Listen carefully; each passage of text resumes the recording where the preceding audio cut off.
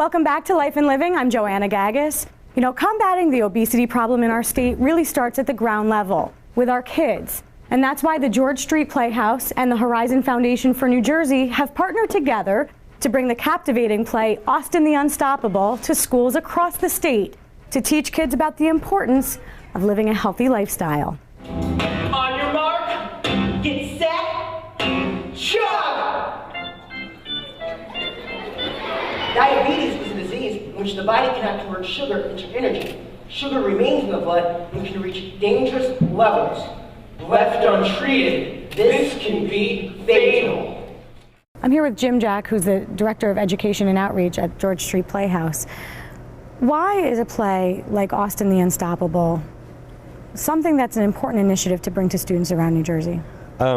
We bring issue-based plays throughout the state, and one of the things that we found is that the rising rates of obesity and juvenile diabetes were nationwide, but in particular in New Jersey, were a real threat to the health of this wonderful state. And so we felt it's a real opportunity to bring a positive message and opportunities to think about change and be part of a larger conversation statewide about what we need to do to provide the kind of information and opportunities for children and families to make positive choices in their life regarding their diet and exercise. Goodbye, Sarah Lee. Your pies were heavenly, but I can't continue to eat what is in you. What is the premise of this play, Austin the Unstoppable? It's a story of a New Jersey family. Dina, the mother, has been diagnosed with type 2 diabetes, and Austin is on the road to becoming obese. And so it's a family that has to make some radical changes. And the comedy and the story comes out of the challenge of making change. And it's a conflict between Austin and his best friend Dylan, who've been used to playing video games, drinking soda, and gobbling up junk food. And now he has to make different choices, and his friend doesn't understand. And so it's how they navigate those choices, and so that they both can achieve their dreams in life. What do you have? Carrot sticks? Ew! Apple slices? Ew! Baked chips? Silence! Is this a joke? No, what happened? What is this? Grass? It's salad. Jada, what did you learn from watching the play today? Well, I learned that it's better to eat better food for you, like apples, celery, and oranges, and not eat junk food like chips and brownies. Tell me how George Street Playhouse and the Horizon Foundation for New Jersey became partners. Sure. It was a relationship that we started years ago with Jim Jack, and George Street came to our company to meet about this great play, Austin, that was not created at the time. He said, John, we have an idea about a health and wellness initiative through the schools. And as soon as he gave me framework of this production, I said, we're definitely in. Why? Why was this play something that Horizon felt was important to get behind? Well, the Horizon Foundation for New Jersey is really main purpose and our mission is to improve quality of life in the communities that we serve. And health and well-being is an essential part of what we do. We focus on obesity prevention programs, and this musical, this play that goes into the school, it's talking about prevention, it's talking about healthy lifestyle, it's talking about nutrition, and it's the family component as well. So it touches on a lot of things that we're trying to do at our foundation that have an impact around the state. Why is a performance play a really successful way to teach this kind of a lesson to a group of young students? One of the things we found at George Street is that students identify with the characters in the story and they empathize with their circumstances. They get to kind of step into seeing what it's like to explore a choice through another character.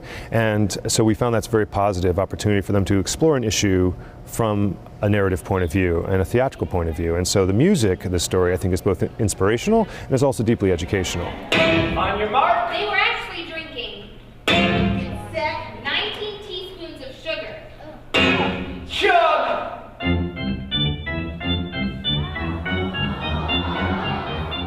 Were you surprised when you saw them pour out the soda to see how much sugar is in it? Yeah. What did you think watching that? That I should change my habit of drinking soda.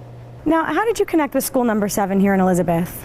Part of the foundation's mission for us is to help offer the scholarships, this need-based funding, and so they contacted us. And when I came in and looked at the school, I was extraordinarily impressed. They have a gold star from the Alliance for a Healthier Generation, which is tremendously difficult to get. And the culture here is very unique. They're making really healthy, informed choices in the cafeteria, and their physical education program is phenomenal. And it's just very impressive. And I think it really comes from the leadership of Ms. Cedeno, their principal, and how she's really brought the value of education and health and connected those two throughout the entire staff. I believe our effort started in about 2009, and we began by taking a really hard look at what we're serving our kids at lunch. In addition to that, we took a look at our PE minutes and regulations and tried to add some components towards that. And then lastly, we took a look at our staff wellness and our student wellness. We used to be the type of school that would send kids home with chocolates in their hands, and we changed that completely. So now we go home and we sell healthy fruits and vegetables or healthy snacks. In addition to that, we've changed things in our classrooms, so we no longer have things like classroom parties. And as a result of our efforts, we partnered with the Alliance for Healthy Generation, and in 2009 we received the Bronze Award, 2010 the Silver Award, and then lastly in 2011 the Gold Award, and we are one of 2 schools in the nation that have received this award. So we got an opportunity to go on the Dr. Oz show, and we got a chance to meet Mrs. Michelle Obama, the First Lady. So we're really excited. How do you feel when you're in school and you have to take a test and you ate a healthy meal versus having a not healthy meal? Well, I feel like when I eat a better meal for breakfast, I feel like I can do better on the test. But when I eat something unhealthy, then I feel like I'm not going to do really good. So you see that you can actually change your own success if you eat healthier and make different choices. Yes. Tell me about the Fresh Fruit and Vegetable Program. We have a Fresh Fruit and Vegetable Program, which is a grant that we wrote for the Department of Agriculture.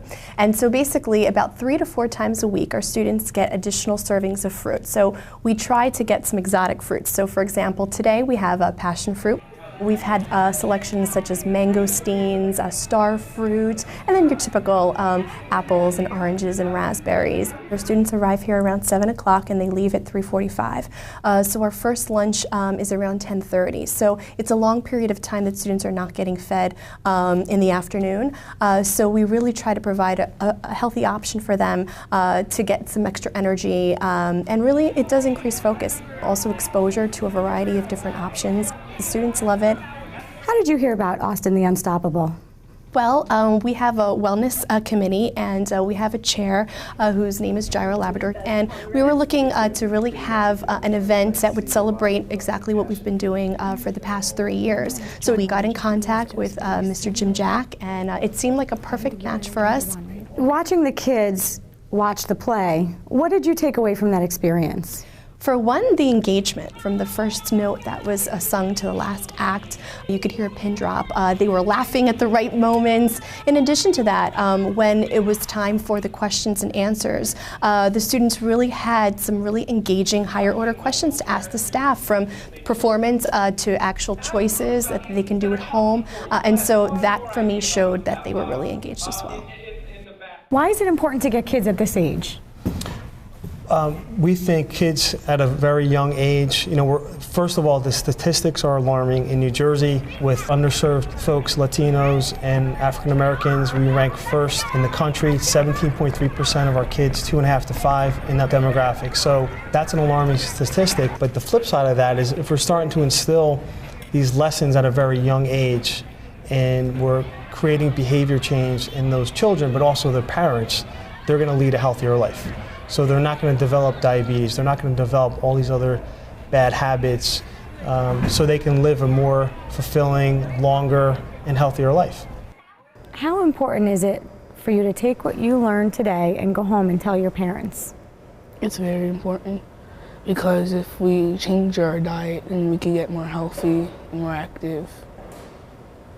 It's important to have the whole family helping each other, right?